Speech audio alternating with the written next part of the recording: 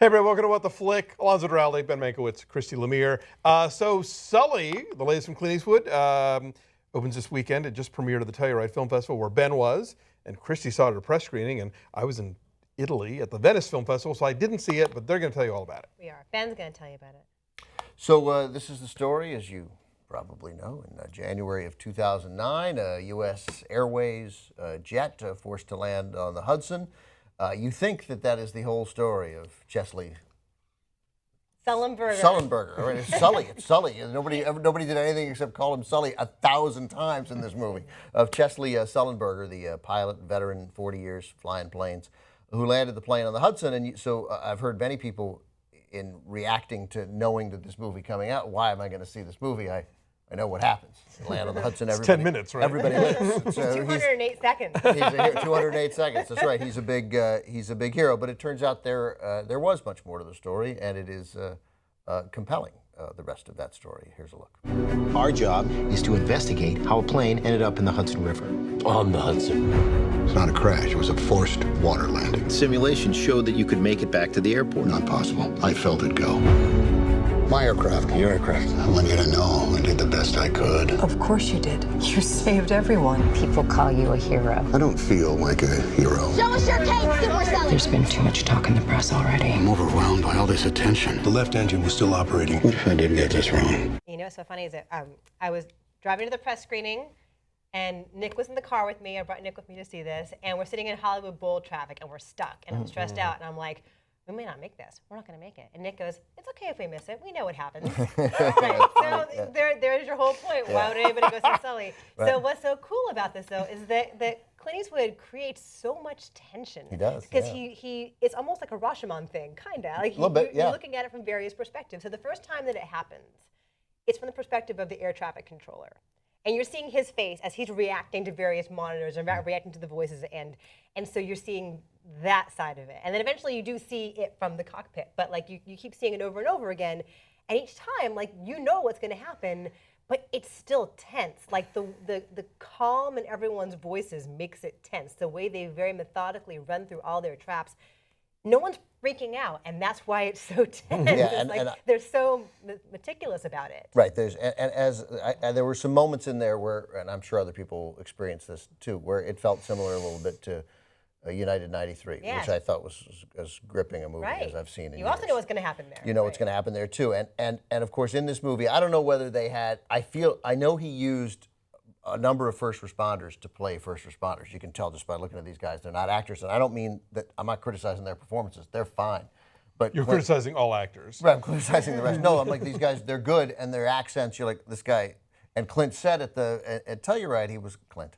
He's Clint to us. But he said at Telluride, he's like, well, I don't know why I did it. I just, I just figured I wouldn't have to hire somebody, and they already know how to drive the boat. Right. They know how to, authority guys. Right. I wouldn't be surprised, and I didn't notice in the credits if there were some air traffic controllers. Again, as United 93. I was going to say, that had real ones, used right? Real air traffic controllers.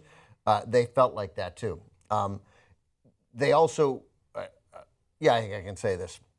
There are a couple of alternative shots too of like what would have happened. Like nightmare scenarios. The nightmare scenarios that also I think really added a great deal to that tension, was because it was a very real depiction of what would have happened if you tried to go back to the airport, and they're like, oh God, right? So they're and those are handled in a realistic way, and it just works. And mostly what happens in this movie is I think full through credits is 96 minutes long.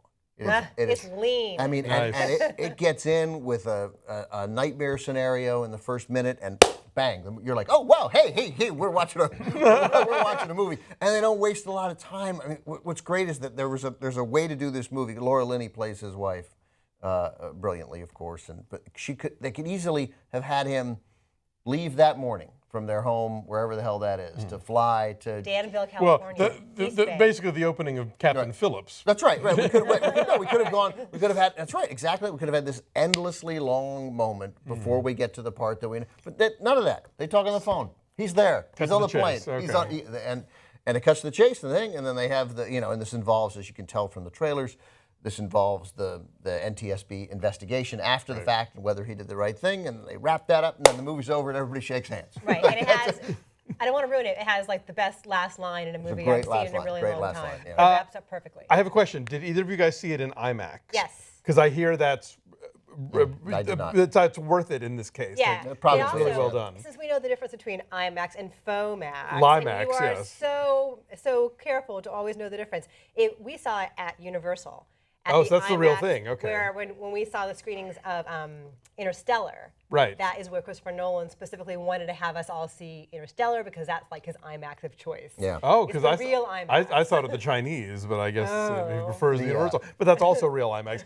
A lot of AMC theaters will give you that squatty, not quite IMAX, so It's don't be big. fooled. Yeah, no, it's big, and the effects are really cool. And I was thinking about it afterward, like Clint Eastwood movies that have a lot of visual effects in them. There aren't. Well, really Hereafter, that what the many. tsunami one. Hereafter had the tsunami, I forgot and they I did guess Letters from Iwo Jima. Yeah. But like, And Flags probably. yeah, but What it's, was in it's Letters from Iwo Jima? Just fighting. Just like fighting, I'm sure yeah, that right. can't all have been actual people. Well, and I'm in sure, and that Iceland. movie is like the color is very Yeah. post-adjusted, right? I mean, like the whole movie has kind of a sepia Yeah. tint, as I recall. Yeah, but aside from like, yeah, you're right, the tsunami and Hereafter, but there's not a lot of movies where he does that kind of like big visual effects stuff, and it's I mean, the visual seamless. effects are. Yeah. I mean, I like as I've said a zillion times, like the bear scene in The Revenant. I believe a bear attacked Leonardo DiCaprio. That's how they shot that We don't scene. know that it didn't. Right, and here you watch this and you're like, wow, they landed. To make sure they get this, they had to land a lot of U.S. air jets on the Hudson Over and over again. They kept doing it. Yeah. It's lean, it's tense, and because they let the drama play out for itself, speak for itself. That really works. They don't overhype it. It's not melodramatic, I should say. Yeah, and like Aaron Eckhart is the co-pilot who played a critical role and is a big role in the movie. He's nearly as big a star as Hanks is with playing Sully. He's terrific. Laura Linney is terrific. And then, I had this moment with Bridge of Spies, and this is such an obvious moment. And you and I have had it with Tom Cruise before, where sometimes when we saw Night and Day, and you're like, that guy's a movie star. He's a real star. He's a real star. Right. And so when I saw Bridge of Spies, and I liked it, and then I went home, and I had a screener, and my wife was watching it, and I'd seen it 4 weeks earlier, and she was like 17 minutes in, and I just like got right on the couch. And I was like, wow, I guess I like this movie a little more than I thought I did. Yeah.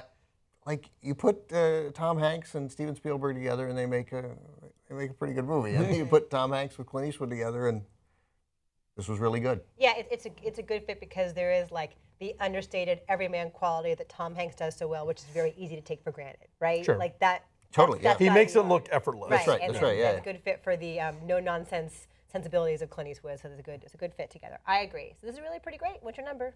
I'm going to give it an 8.9. Are you? Yeah, I'm going to give it an 8.9. Okay.